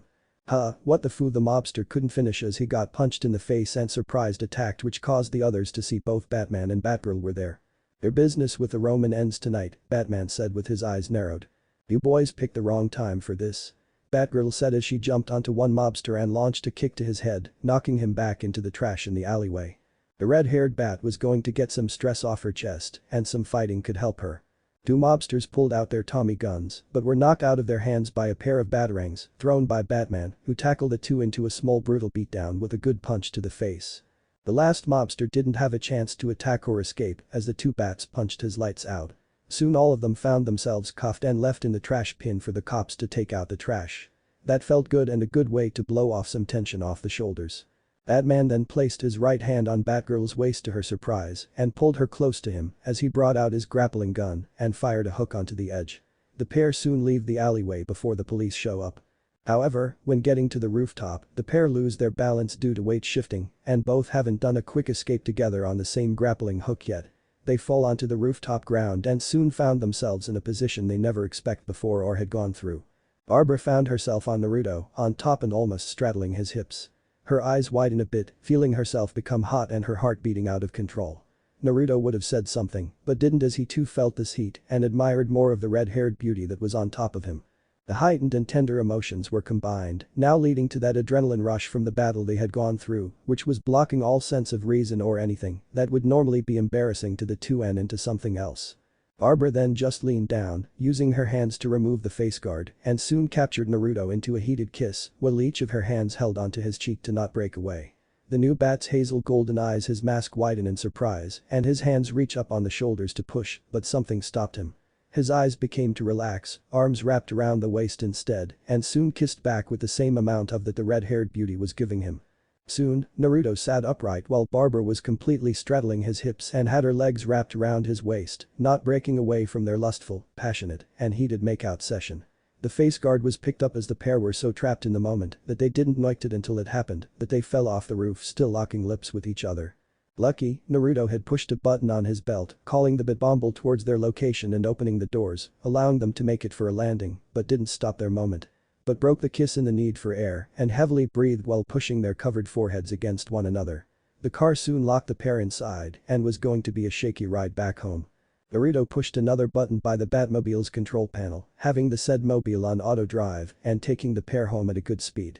Barbara was still straddling the blonde's lap and her arms wrapped around his neck, having her body press up against him, and both can feel each other.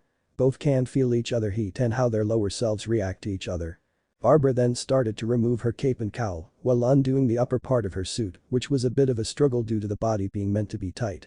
Soon enough, she got it up and showed to be wearing a gray sports bra, which made her a bit more beautiful and wanting. She smirked and resumed to capture the blonde's lips again while he started to remove his armor off the side on the other seat. Naruto soon take his hood off and remove the rest of his mask along with his cape as well, putting them off on another seat next to him, not breaking away from the heated kiss with Barbara.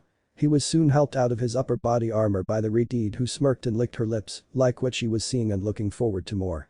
Naruto and Barbara kept kissing while this time having their tongues in each other's mouths, tasting one another and enjoying more what the other was given. It was going to be a shaky ride back home, more than just the roads, but inside as well, and lucky that the windows are blackened so no one can see them getting more involved. When they get home, no bats in the cave are going to be able to get any sleep. Letter from a thief Chevelle. Iceberg Lounge, the Met Room. Down below the Iceberg Lounge, somewhere underneath the main lobby that has the main diner and tables located. We see a circle table was set up for a secret business meeting that the Cold Empress herself, Anastasia Colbert, had called to order. Now normally, Anastasia won't be dealing with those two unless it was for good reason, and it was. It would involve new bussiness options for them and Black Mask removed from power by a new bat flying around. She also had Candy and Tracy manage the club for the rest of the day while she has her meeting down below and relax afterward. Soon enough, the Cold Empress smelled something like surgery and spicy in the air, hitting her nose, and frowned at knowing who had come first to the Met. She also heard a certain flip of a coin ringing to her ears and now has a good idea on came to the room first. The said coin flipper was a young woman in her late teens with a graceful and athletic figure to her, making some want or be jealous of her. She had red hair that barely passed her chin in length and a rare form of purple color eyes. She had pale white color skin, like something of a few clown dose, but this was part of a bad chemical bath in her case and makes her more uniquely beautiful. She had black lipstick on her lips. Her attire was a purple shirt with only one button holding it together, leaving her chest and stomach area open to be shown, while also on her shirt had a green collar and also a flower on the left side, purple sleeves that reaches close to her upper arm to the shoulder, purple pants with a green outline around the weights, and, combined with her purple-heeled boots, the right glove was black and left one was white. And finally wore a business coat that one side was dressed one, while the other side was brunette. This was Dwayla Dent, often known as Wild Card and head of all of Two-Face gang operations. Yes, being Harvey Dent's daughter, but took the clown persona to be different from her father and carries a very familiar two-headed side coin. Dwayla flipped the coin one last time, landing on the good heads, and smiled in a kind manner, having the personality of a kind woman that tries to follow her fate in control. She has two personalities, and her coin helps her on which goes well judging those before her to either fix their mistakes or face the wrath of the judge before them. Hence why a wild card can be used on either side. You're first to come, wild card, Anastasia pointed out, which was rare at times, but was kind of hoping that wild card show up last this time, as it can be a headache on dealing with someone that has two personalities, sometimes. Why of course, Empress. You called and I came, Dwayla happily said with a bow greeting and took her seat. I did as our agreement states. We will have business meetings and keep a fine business line in order. Keeping our heads down is a key way to survive and avoid Black Mask from gunning after us. It's icking sometimes to hide and get barely enough to stable our own businesses, Anastasia informed. True, a shame on that. My operations on the game systems and gun marketing have been on edge of late. One wrong move, old Blackie would start shooting up my place. And I just had Sugar and Spice done some modeling at home, Dwayla said, always enjoying the two's company and their personality to mirror her own too as well. They are a great source of company for her. There's that. I would explain why I call this meeting once our certain mark comes, Anastasia said, knowing this was rare that the other was late as she usually is with Wild Card, being partners and all. So it's rare to see one here and then two appearing together. What has two faces that can never meet eye to eye, but yet are working as one? What am I? A new female voice rang out, getting the two's attention, and soon saw the last one of the meeting walking into the meeting room. She was a tall young woman, the same age as the clown girl, having a lighter shade of red hair, almost like a mix of orange and red, and moved back. She had dull green eyes and purple lips on her kissable lips. Her attire was that of a pure business suit for women, but with her flair of style and destin. She had a purple collar long-sleeved shirt while leaving some top buttons open for some of her chest areas to be free, a purple bow tie, a green vest on the top of the shirt, purple gloves, green pants, and purple heels. The last part of her attire was a special cane that had a question mark at the end of it, and her hat was green with a black question mark, completing her look. This was Henrietta, also known as Enigma, Dwayla's partner and only friend. Dwayla smirked and said, a coin. You are my coin that has heads on each side. Your riddle ties to the relationship that Empress and I have. That's right. I was surprised that you wanted to have a meeting together, Anastasia, when we agree to once a month for our side meetings. Not even time for this month, Henrietta pointed out. I know that, but something, or rather someone, has got my attention, Anastasia said, getting the two's attention, and that was very rare. Someone that got the cold empress's attention. That's a surprise. Who? The pair questioned. Batman, Anastasia replied, very simply. The Batman? Henrietta raised an eyebrow. I thought he was dead, Dwayla said, puzzled, and pulled her coin, playing with it in her fingers, as a way to calm herself down. The new Bat actually. I saw him, myself. He stormed my club, looking for answers, and wanted information on Black Mask's operations. I point him to the duration of the safe houses, all of that intel just waiting to see the light of day. Or by the shadows of the Bat, Anastasia explained, much to the pair's surprise and interest in the Empress's description of this new Batman. Dwayla took to put her coin in her left hand and soon flipped the said coin, causing a sound to be heard and landed in the palm of the said hand, landing on the Bat head's side now. Her friendly and questionable look soon became a sadistic grin with a hit of seductive in her eyes now. Sounds very interesting. What do you have planned for this new Batman? Dwayla asked, not losing her smirk, and placed her coin away. Now nothing. I still want to see how Batman does against Black Mask and his criminal empire. I want to inform you both of some new ground rules and much more struggles that would come for the three of us.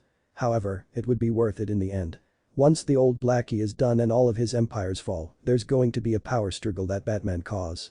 A lot of loss but a lot of ground to gain for the three of us and new business as well, Anastasia stated, getting the two to nod their heads in agreement and would be haluva the weight if they play their cards right. Their business would be changing very soon. Meanwhile, south of Gotham. In the south area of Gotham, on a rooftop we see a familiar long shredded cape moving along with the wind in a smooth and calm manner for the time being. The hazel golden eyes showed deep thought and said person thinking about what had happened a day or two ago. Naruto and Barbara entered this now tense and awkward relationship after having sex with one another. Not to say a bad tense and not on talking terms, but rather tense enough for them to not talk to one another and become very awkward between one another. Their friend and partner relationship has become very hard now, with awkwardness at its highest and very hard to talk to one another. Of course, Naruto had tried to talk with Barbara about and fix the stain in their relationship that could lead to, but she brushes it off and quickly blamed their fling on hormones. There's that, but the blonde really wants to at least talk to fix things up but hasn't been able to, and the redhead mostly stays at the dorm at the university when she gets it or somewhere else. He sighed and would try again after his patrol. He decided to take on a solo patrol tonight to help clear his head but not take action against Black Mask or his operations. Now we see Batman watching over a good part of Gotham from the building and waiting for any kind of crime to be stopped. Maybe to blow off some steam or take his anger out on, he wasn't sure, to be honest. It was a very quiet night, almost dead or quiet as a moose. The shinobi Bat didn't like it, not one bit, and figured someone would do something tonight after the reports he has been getting. Those reports. One was on some kind of metahuman with firepower burning down criminals and buildings of them. 2. A biker with a red helmet shooting or cracking skulls on Black Mask's men. 3. Black Mask rumored on taking some action against the crime families in Gotham if they don't view him as the kingpin of crime, the emperor of Gotham. Talk about ego on that guy. The Dark Knight had a feeling when he and his friend Partner get back on their mission to take down Black Mask, the metahuman and biker would cross paths with him. It was only logical and a lot of work would come from the Bat. There's a lot of work need to be done now it's October, huh? Batman thought before seeing it was the first day, or rather October 1st, meaning it would be 9 more days to his birthday, and saw some Halloween decorations for the holiday to come. A shinobi from another world doesn't view his birthday very highly due to the actions of his parents, Godfather, and the Toads to some stupid old story of some come to saver saving the world. They all favored those damn spoiled brats. He would never call them siblings. He will never call them family, never again be fooled again or be used by them. The new Bat clenched his hands into a fist, remembering some painful memories, but took a deep breath and calmed down, not allowing his anger to get the better of him. That was the past and won't live in the past, instead live for the future. The shinobi Bat then remembered one person, the one that was strongly a true mother to him, making celebrating his birthday enjoyable. Makoto Uchiha, the one woman who he views as his mother in all but blood and remembers deeply within his memories to some painful ones as well. Satsuki Uchiha, Makoto's daughter, was Naruto's only friend back in that world and someone he deeply cared about despite some rivalry between them which was common for their age. Makoto's death played a major part in Naruto eventually leaving Konoha, elemental nations, and that world for this new one. And his drive as well, a drive to become strong as well. He made a promise and would live for his mother's memory. That man soon felt something and rubbed the back of his head, getting some memories of different things such as training, combat skills, and schooling. His shadow clones are done and got their memories as his own combined. A very useful way of his training. Sadly not one of them was able to find Barbara or get the chance to talk to her, yeah probably not a good idea to use shadow clones to talk to something that major. Then all of a sudden, the new Dark Knight heard something and got his attention to look to the right side of the building's roof. He remembered that there was a door that leads to the rooftop and the building he was on is an apartment complex housing. He frowned and looked around if someone was up there, if so, he would leave as not many take kindly of masked people that fight crime all night.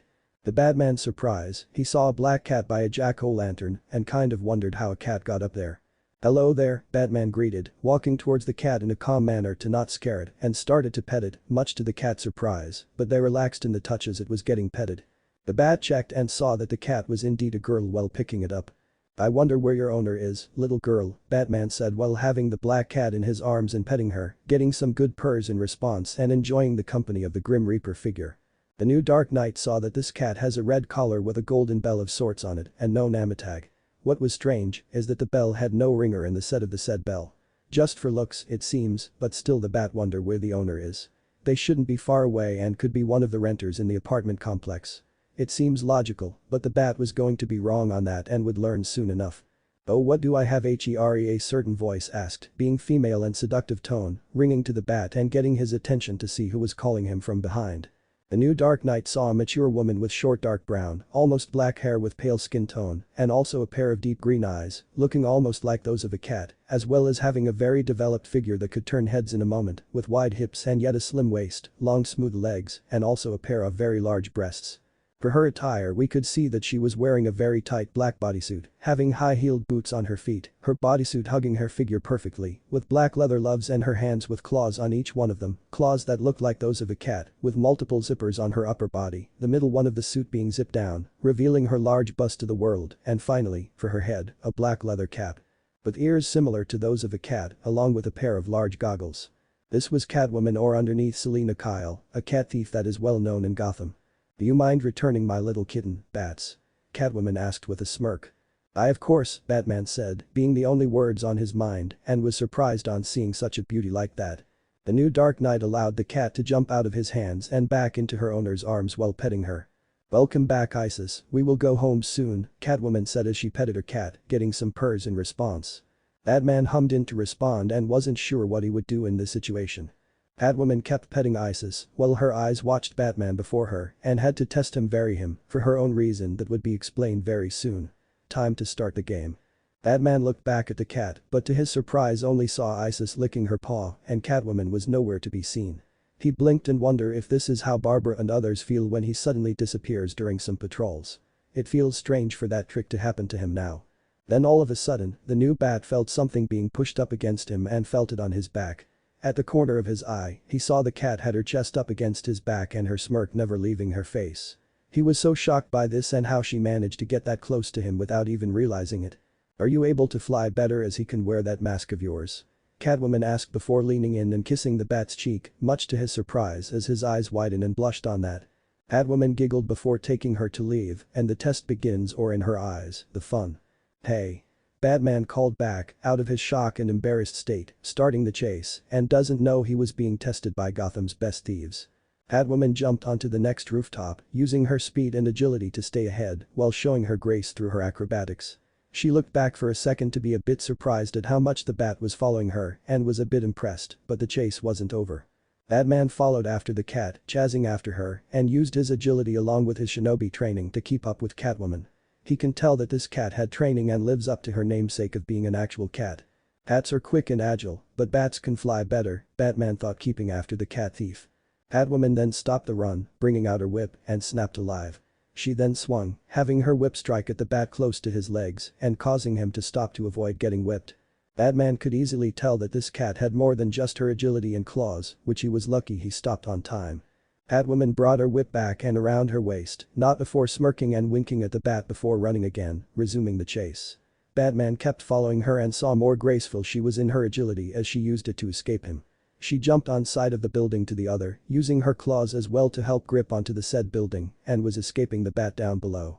Or so she thinks. Once Catwoman got up on the rooftop and looked back to see the bat was nowhere to be seen. She must have lost him but smirked. Maybe cats are better during the night than bats, Catwoman commented, but became surprised and stopped as she felt a pair of hands on her shoulders. The new bat was behind the cat and said, maybe, but bats can hear any cat from miles. And you are a very loud kitty. Catwoman was surprised and impressed, but also some sadness at what she thought was true now. This was indeed a new bat and not the original. Not bad bats, not bad at all. To tell the truth, I was interested to see if you were Bruce or not, Catwoman said, much to the shinobi's surprise. The new bat didn't expect that, and someone that knows who was Batman, well, Bruce Wayne is Batman. Your reaction to my fun and your skills to chase me made me realize that he won't be the original, not the one I am used to at least, Catwoman explained, regarding how her teasing and kiss surprised the new bat, very different how Bruce's response to her fun. Batman let the cat go and allowed her to face him, while wondering what else Catwoman had to say to him. I got my answers, it seems Bruce is dead, huh? Catwoman said, or rather stated, conforming to her fears and realizing that he was most likely dead. The new Dark Knight hesitated to say anything and didn't know that Bruce had this close ties with Catwoman. The files never say and only just some information on her. A few reasons why, but it seems Wayne had some luck with women and might not understand them, maybe, and anything can happen. I never know you two were close, Batman honestly said. Kind of, it's rather complicated. He discovered who I was behind the mask and I did, but we just did the dance with each other and even put me in jail once, Catwoman admitted. Can't tame a cat, Batman commented with a smirk underneath his mask, which the cat can tell from the sound of his voice, getting a small giggle leaving her lips. Something like that, yeah, but I didn't come here to bring up some memories, rather tell you something, Catwoman said, cutting to the chase and being serious, no longer playful. What's that? Batman asked. You should have just left the mantle to die before it kills you, just like him, Catwoman replied, very direct. The shinobi from another world were quiet and understood what Catwoman was trying to do, save him from that path he was walking on. That path, the darkness, and heading to the abyss, could consume him, but he won't. He won't lose himself to that and would always remember why he became Batman. I don't this for the mantle, Batman started, catching the cat off guard and surprised by what he said next. I did it for Bruce, or rather Batman, honor him. To make sure his legacy won't be forgotten and that Gotham needs help. The city and her people need Batman now more than ever. I know not everyone would want my help, I am not looking for glory or fame. I didn't don the mask and symbol because of that. I did it because I want to and honor what one person can do for the city that lost hope for so long, Batman finished, much to Catwoman's complete surprise by his words and his reasons for donning the cape and cowl. You are an insane idiot, Catwoman commented. I have been called by that number of times, Batman admitted, mostly from a certain ice princess back in his former home. Like him but better, she added with a smirk before reaching for her belt to grab something, a calm-like device of sorts, having her mind made up. The cat throat, which the new bat got it easily and saw it was indeed a calm earpiece tech device. You can make contact with me or me too. Trust me, bats, you are going to need all the help you can get, Catwoman explained. Something tells me I would, Cat. A storm is coming and anyone can trigger it, I rather not be one that triggers it, but would end it, and Black Mask's criminal empire would fall, Batman said, knowing that the Kingpin of Gotham would start a gang war once his empire starts to fall apart. The power struggle would happen, Catwoman pointed out. It would, but nothing is ever easy and challenging. I think it makes things interesting. Take care, Cat, Batman said, taking his leave and gliding off the rooftop to resume his patrol, but a part of him did enjoy the chase between him and the cat thief. Something to keep an eye on. Catwoman sadly smiled and shook her head in amusement, seeing that this Batman was different and had a sense of adventure in him after all. But deep down, something was stinging her and her train of thought. There are levels of sadness and now she needed to go home once she picks up Isis.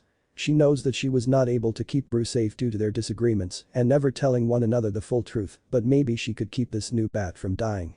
That was this cat's promise to the bat and we shall see how that goes down. Time skip. Gotham University. At the university, it was almost over and we see Barbara going through some trouble on her end. Granted, she knows that it was her fault for talking with Naruto about what happened and working something out, but something was stopping her and not talk with the blonde. Putting more tension than awkwardness in their relationship. Now the Redeed was talking to her friend about this due to her seeing the problem between them. So you two had sex. Was it good? Julia asked, couldn't tease, and smirked while giggling at seeing Barbara's blushed face in embarrassment. SHHHH. Julia. I don't want everyone to know. Barbara half whispered and half yelled at her friend who was trying to keep herself together from laughing hard. Sorry Barbara. I can't help it. This is you and you so embarrassed because you had the best sex of your life, Julia commented. I just don't know, Barbara said, sounding a bit odd and not like her normal self. Well, how about you tell me from the start and go from there, Julia said, no longer teasing and wanting to help her friend. It just happened after we talked then had a workout session and the next thing happened to another. We just then well you know, Barbara said while having her cheeks light pink. It pretty much sounds like you two need to have a talk things out, Julia remarked. Naruto tries, but I push away him. It just makes things more awkward or tense if it keeps up. I don't want to ruin our friendship, Barbara said with a frown now. If you have a chance, just talk about it. Not right away but slowly go into it. And this time, you start a talk with Naruto than him. You two can only fix this problem if you both talk about it on equal terms, Julia explained. Barbara nodded her head and saw how much her new friend was right, getting some weight off her shoulders and relaxing. And it sounds like you are falling in love with Naruto, Julia added. Barbara didn't say anything, knowing that her black-haired friend might be right on that and saw that the relationship of partners and best friends is leading somewhere else.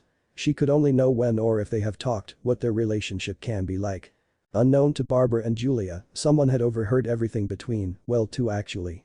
The first is from a rose flower plot, the flower opening, and a certain person had that, very interesting information there.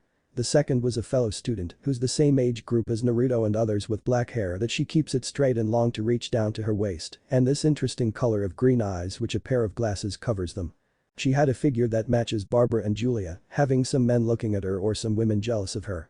Her attire was a white shirt that a similar green and purple smile she created, a black vest top underneath the said shirt, gray pants, and purple shoes. She also carried her handbag around with her. This was Alexis K who moved out of Snyder to come to Gotham due to her obsessions and interest in life. Alexis was surprised to hear about Naruto and Barbara having sex and Julia doing her best to help the red out. She knows the two girls from their shared classes in chemicals and the criminal mind. She was a small bit jealous of that, but rather wondering about what her prank partner of crime was doing. Yes, Naruto had met Alexis when she was doing to pull this prank on drama girls who also bitched at her and others. Instead of reporting her, he decided to help her and made the prank even more enjoyable. They got a pretty good laugh and enjoyed it. They now do rare moments of pranks when school is not open and that towards those they deeply dislike, had it coming big time. Alexis would talk with Naruto later, now she has more important matters to attend to and want to make a new group once the kingpin of crime is finally off his throne. And then the power struggle is triggered. This was going to be interesting. Very interesting indeed. What if Naruto x Batgirl Harem Justice League end here and thanks for watching my video till the end.